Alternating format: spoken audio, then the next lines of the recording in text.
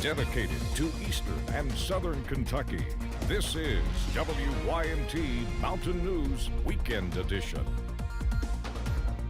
Hey, good evening. I'm Jim Freeman. We're continuing to learn more about the shooting in Whitesburg yesterday morning that led to the death of one man. WYMT's Chandler Wilcox gives us more details on the shooting, where police are in their investigation. Police charged 19-year-old Ethan Brown with the murder of 19-year-old Nolan Nagel after Brown shot Nagel as he was driving down Hazard Road. Brown's mother called police saying he was being held hostage, leading one officer on a search. He was on patrol sitting up at the entrance to Park Street when he observed a green Chevy Silverado drive by in this direction coming toward town. Once the policeman started driving towards the truck, Nagel, with Brown as the passenger, sped up, and then that is when the police believe the shot occurred. The vehicle attempted to speed off at a high rate of speed.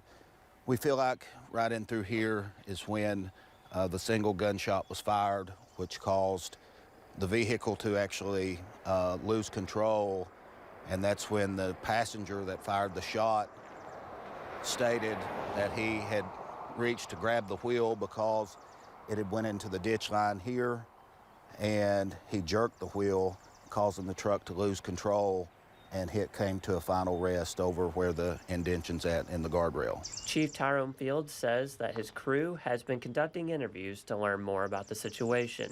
In Whitesburg, Chandler Wilcox, WYMT Mountain News. Thank you, Chandler. Police say Brown surrendered immediately. They also reported that Brown told them he and Nagel had been using meth for the past 3 days. One Harlan County man has been missing for more than a year, and with minimal evidence as to what happened to him. His family is seeking answers. 53-year-old Mike Lamb disappeared from the Everett's community in March of 2022 with no solid leads as to what caused his disappearance. His family has taken matters into their own hands, conducting searches throughout the county while continuing to stay hopeful that they will find the answers they need. We started looking the next day for him, just looking around, asking people if they'd seen him, and then about after a week is when all the different rumors started coming out, and then we'd hear a rumor and then go check into it, like as much as we possibly could between work and everything, but any time that we had a chance, was asking somebody something and then going and looking into what we was told. Mike Lamb's family wants to thank Harlan County Sheriff Chris Brewer for all his help in searching for Lamb. If anyone has any information on Lamb's disappearance, the family urges them to contact one of them or the Harlan County Sheriff's Office. Virginia Moore, Governor Beshear's longtime interpreter at news conferences, has died. Moore was the executive director of the Kentucky Commission for the Deaf and Hard of Hearing. Moore spent more than 25 years with the commission. She often translated the governor's words into sign language at news conferences. The governor called her a rock of stability and grace during the pandemic. Her cause of death is unknown at this time. Well, you may have seen some flags flying at half-staff today here across Kentucky. Governor Beshear issued the order to fly all flags at state office buildings at half-staff to coincide with the National Fallen Firefighters Memorial Service. The service happens every year at the time in Emmitsburg, Maryland. The governor encouraged everyone flying the American flag to participate in the commemoration. This week marks Lung Cancer Action Week, and survivors are warning of the dangers of radon exposure. The invisible gas is a leading cause of lung cancer, only second to smoking. An estimated 20% of the lung cancer cases in the Commonwealth are caused by radon exposure. The only way to know for sure is to test indoor air. But radon is this toxic gas that can be so dangerous to our bodies, and we're not paying attention to it. And like you said, you can't see, smell, or taste it, but there's a lot of things that we can't see. COVID, we really couldn't see, but we feared what we knew. So why do we not fear the science and the statistics that are out there to back this up? The EPA's numbers indicate 21,000 people die in the U.S. each year from cancer-causing radon gas. That's 2 lives lost every hour. Heavier showers and storms now off to the south and east, but we are still watching out for a few more showers out there this evening. Here's a live look at the radar. As you can see, a few showers are possible, zooming into places in Laurel County, over towards Clay County as well, near McKee and Jackson County, over towards Boonville and Owsley County as well. A few showers are possible. Heavier showers in McCreary County just to the west of Highway 27, and a few more showers lingering into portions of Campbell and Claiborne counties at this hour, and some of those stretching up into portions of Bell County and Harlan County as well. Places like Pineville over towards Harlan along US 119. A few more showers cannot be ruled out tonight. Now, most of us, we stay relatively dry as we go overnight, but we are tracking our next rain and storm chance on Monday. As you can see, a level 1 risk of severe weather is in place on Monday. All those details coming up in just a few minutes. Jim? Looking forward to it, Cameron. Thank you. The Kentucky Derby brought the list of A-list celebrities to Kentucky this weekend. As some of the biggest celebrities in music, sports, and entertainment made their grand entrance into Churchill Downs.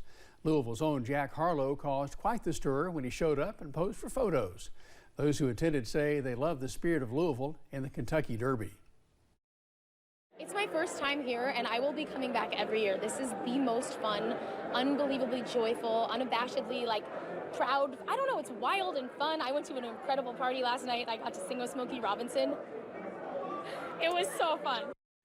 No matter what they're famous for, everyone seemed to agree on one thing: no place has nicer people than Louisville. And we're getting a glimpse at some of the revelry from the weekend at the Derby. One of the most raucous spots at Churchill Downs during Derby Day was, of course, the infield. So we got the whole family over here. The whole town of Bedrock showed up today. So we got Barney, and we got Betty, and we got Wilma showed up today. She even came out, so it's awesome. People drove and flew from as far away as Minnesota, San Diego, and Buffalo to watch the 149th running of the Kentucky Derby.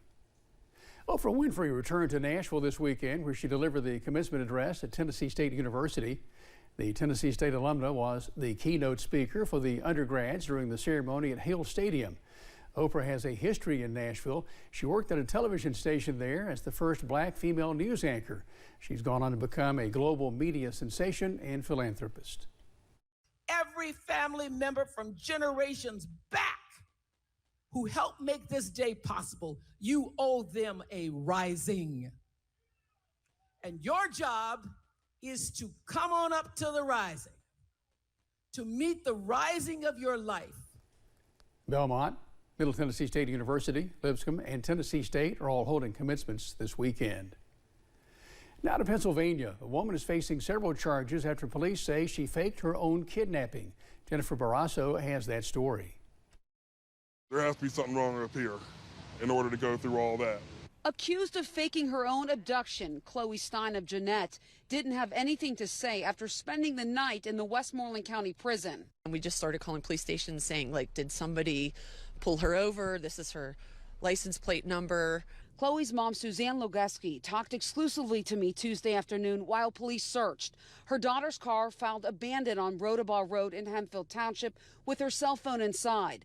Chloe's boyfriend got a text Monday night, 10:40 p.m., saying she had been pulled over by police. Nobody heard from Chloe again until she showed up at her neighbor's home in Jeanette Tuesday night. Her unbelievable story: a man in a mask held her at gunpoint, but she got away.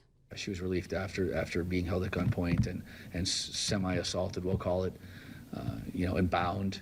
So then she was released and dropped off near an alleyway near her home. State police say Stein stuck to her story when she was found, but later confessed it was all a lie. Her family told me she was graduating from Penn State Greater Allegheny this Saturday, but police say she stopped going to school more than a year and a half ago. Trooper Steve Lamani told reporters they will seek restitution for the thousands of dollars of wasted resources, including a state police helicopter and K-9 units used. So we're going to find out what the cost was, and once we're done getting a total, we're going to present it to the district attorney's office. Some in the community want accountability. She wasted, everybody's resources, police, rescue teams. I think she needs jail time, maybe some therapy. Well, a lot of people were put at risk, and it's just unfortunate. I think that any time that state police and local police put those efforts forth for something that's really unfounded, there should be some repercussions for that. Susan Barrasso reporting. Police in Brownsville, Texas say 7 people are dead and as many as 6 are injured after they were hit by a vehicle. Investigators say the group was waiting at a bus stop outside of a migrant shelter when they were hit. Brownsville police say the crash happened this morning around 8:30. Brownsville is a border city on the very southern tip of Texas. Authorities continue to investigate.